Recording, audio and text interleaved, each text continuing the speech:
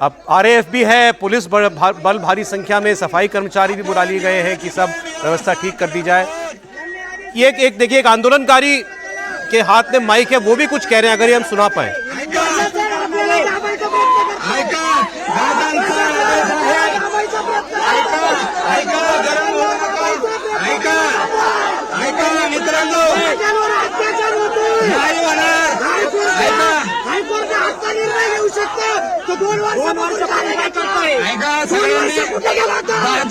शब्द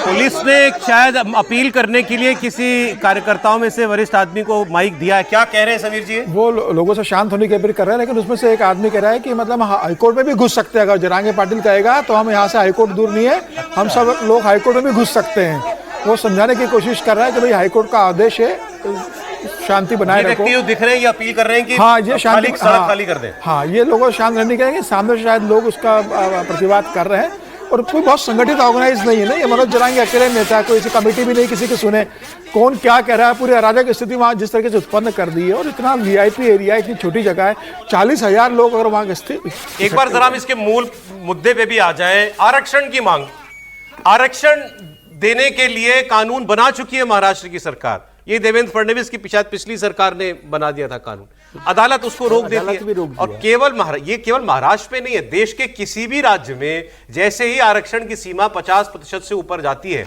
supreme court उस पर रोक लगा देता है। सीलिंग सुप्रीम कोर्ट की लगाई हुई है। ये बात ये सब लोग जो वहां पहुंचे सब जानते हैं, लेकिन फिर भी ये चाहते हैं कि इनको ओबीसी के अंदर डाला जाए, मराठाओं को ओबीसी मान के 27% के अंदर उसका हक दे दिया जाए।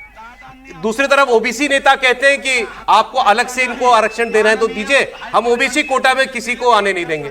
तो ये झगड़ा है और इसमें पिस रही है सरकार। सरकार इससे कैसे निकलेगी? ये आंदोलन पहली बार नहीं हो रहा, इससे पहले भी 2-3 बार हो चुका है आंदोलन। सभी त्रिपाठी जी, देखिए, मुझे लगता है कि इसका जो पॉलिटिकल फॉलआउट होना था वो हो चुका है, और शरद पवार की लाख कोशिशों के बावजूद मनोज जरांगे पाटिल कोई भी ऐसा पॉलिटिकल कुछ नहीं क्रिएट, अपनी बात पूरी कर लीजिए। ये कोई ऐसा क्रिएट नहीं कर पाए जिससे कि ये लगता कि हाँ, ये मुद्दा इतना बड़ा है कि इसके किए बिना काम नहीं चलेगा। और सिर्फ देवेंद्र फडणवीस की सरकार नहीं, कोई सरकार इसके खिलाफ जा ही नहीं सकती। देवेंद्र फडणवीस जब पहले मुख्यमंत्री बने थे तब भी उन्होंने ये प्रस्ताव पारित करके भेजा था, जब दोबारा बने तब भी किया। लेकिन क्या ये जो मैड रेस है, मतलब आप आरक्षण बढ़ाते जाए, मैं तो कहता हूं कितना भी आरक्षण दे दें, मूल मुद्दे की बात होनी चाहिए। क्या आप उतने अवसर पैदा कर पा रहे हैं, जिसकी चर्चा बिल्कुल नहीं होती। फिर साकेत के पास चलेंगे।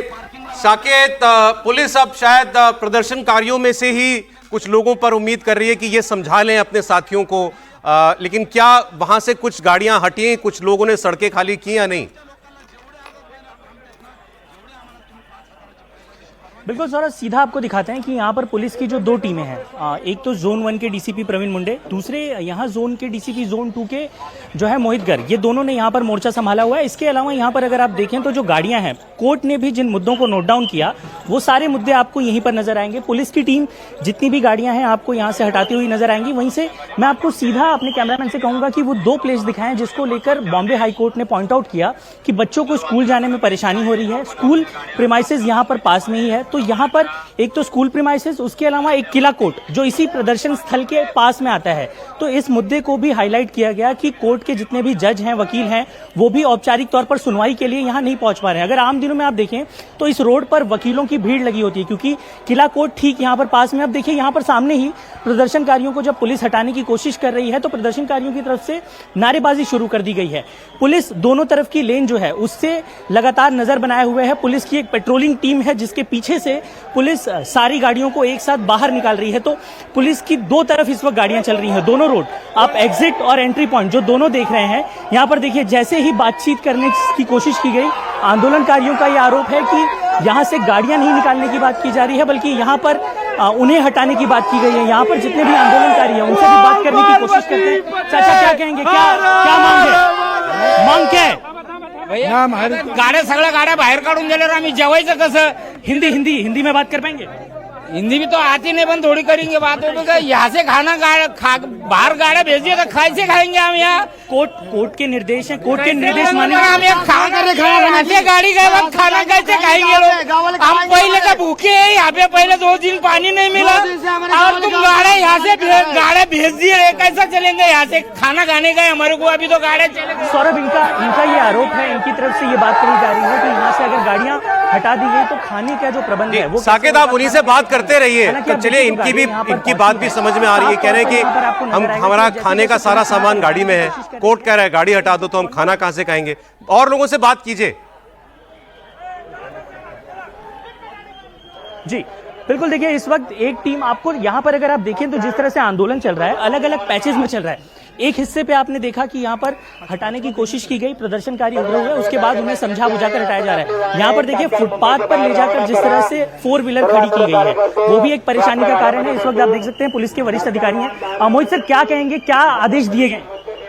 प्लीज आम्हाला काम संपल्यानंतर नॉर्मल अपील माननीय हायकोर्टाचे आदेश आहे ते पूर्णपणे त्याची पालना झाली पाहिजे, ते आपण इम्प्लिमेंट करण्याचा प्रयत्न करत आहोत। बिल्कुल, तो यहाँ पर जो आदेश हैं, पुलिस के आदेश हैं, कोर्ट की तरफ से जो आदेश दिए गए हैं वो पुलिस बता रही है और यही बता रही है कि उनका पालन करवाने की पूरी कोशिश की जा रही है। पुलिस मार्च एक तरफ से शुरू होता है, दूसरी तरफ खत्म होता है और ये एग्जिट पॉइंट है। अगर आप देखें तो ये गाड़ियां जो निकल रही हैं, एक तो रूटीन ट्रैफिक को भी शुरू कर दिया गया है, वहीं पुलिस की एक गाड़ी जो है यहाँ पर काफिले के साथ जुड़ी हुई है, जो माइक में लगातार आपको अनाउंस करती हुई नजर आएगी कि पुलिस जो है जितने भी कोर्ट के आदेश हैं वो पुलिस के पास मौजूद हैं और वो बताते हुए पुलिस की टीम आगे बढ़ रही है। पुलिस जहां जहां पर लग रहा है कि लॉ एंड ऑर्डर की सिचुएशन खराब हो रही है, ऑटोमेटिक पुलिस की टीम आप देखिए कि उस जगह पर सीधा डाइवर्ट हो रही है जहां पर प्रदर्शनकारी उग्र होने की कोशिश कर रहे हैं। और इस वक्त पुलिस की एक टीम आप देखिए कि यहाँ पर जहां पर आंदोलनकारी एक तरह से उग्र होने की कोशिश कर रहे थे, नारेबाजी कर रहे थे, वहां पुलिस की टीम का बड़ा डिप्लॉयमेंट जो है वो तैनात कर दिया गया है। अब उन्हें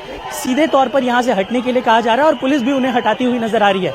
वहीं अगर आप देखें तो जो गाड़ियां हैं वो यहाँ से कुछ गाड़ियों को लोग हटाने से मना कर रहे हैं। उनका कहना है कि उसमें खाने के सामान है, उसमें उनका जो रूटीन का सामान वो लेकर आए थे वो इसमें मौजूद है, ऐसे में वो उन्हें नहीं हटा सकते और इसलिए यहाँ पर एक आंदोलन शुरू हो गया है। यहाँ पर उनका कहना है, जितने आंदोलनकारी उनका ये कहना है कि मनोज जारंगी पाटिल जब तक नहीं कहते, उनकी तरफ से जब तक कोई बात नहीं कही जाती, वो नहीं हटेंगे। वहीं अगर आप बाकी हिस्सों पर देखें तो यहाँ पर पुलिस देखिए अब यहाँ पर जिस तरह से आंदोलनकारी उग्र हो रहे थे उसके बाद यहाँ से उन्हें हटाने का काम शुरू कर रही है। पुलिस की जो टीम है वो समझदारी पूर्वक यहाँ से उन्हें बता रही है कि कोर्ट के क्या निर्देश हैं, किन आधार पर उन्हें हटाने के लिए कहा जा रहा है, किस आधार पर उन्हें ये बताया जा रहा है कि आप यहाँ से हटिए, वो सारी बातें उन्हें बताई जा रही है। मीडिया से भी कहा जा रहा है कि थोड़ा सा दूरी बनाकर रखें क्योंकि आंदोलनकारी अचानक कब उग्र होंगे ये बात अभी तक कहीं नहीं जा सकती। यहाँ पर देखिए जितने भी आंदोलनकारी बताइए आराम से बताइए। हमारी जान जाएगी पर हम पढ़ी उसको नहीं डरने वाले।